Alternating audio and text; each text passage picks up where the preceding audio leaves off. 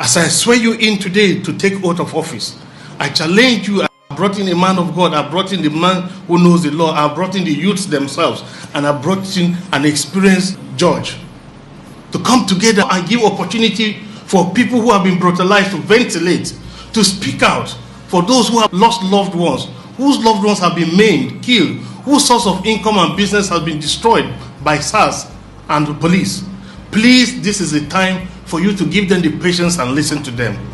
It is not just enough to listen to them.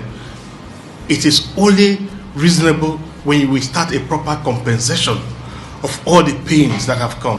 So as we confront the challenges of our times, with our young men helping to open our eyes to the reality that leadership in the course of time has failed them, we all must agree and admit that those of us who found ourselves in the position of leadership at this point in time have all failed, and we must take that collective responsibility as a failed system by the black people.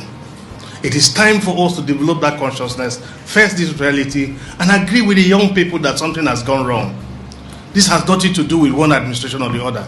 It is a cumulative cascading effect of the rot and miasma that has accumulated over the course of time. I cannot explain why a young man will come out of the university 5-6 years down the line, no job, ultimately struggling to make a living, and every day in the street he gets brutalized.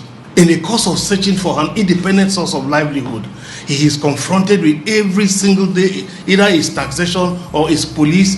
Time has come when we must ask ourselves, is this the kind of childhood we had? If it is no, we must stand up against it. We must insist that the young men must be given opportunity to grow, just the way we saw prosperity in the course of the provisions that government made for us. It is our time to provide same for them. And that's why it's time with the young people of this country to say, we must put an end to SARS, and we must put an end to police brutality. I will ask that all Cross-Riverians who school in Cross River State University of Technology will suspend the payment of school fees indefinitely. I also asked that for every single young Cross-Riverian who has no job, who is out of university, who has finished youth service, immediately after your youth service, if you don't have a job, Cross River State will start a program of NYSC extension. So you return to Cross River State, extend your NYSC by 1 year to give us opportunity to find a placement for you. For the 20,000 jobs that I have asked that be created immediately, you must ensure that those who benefit from this job are between the ages of 40 and down and not above. And it shouldn't be for politicians. It should be for those young men who are struggling to make a living. I believe that that will water down the bureaucracy that has characterized our landscape in the last few weeks. It shouldn't be a thing that is reduced to politics, to party, or the issue of family. It must be a thing that you must put your conscience above any other decision-making process. That's the only way we can guarantee peace. I therefore believe strongly that your committee, as chairman, must recognize those young challenges, those young school leavers, those fresh graduates, and all of those people.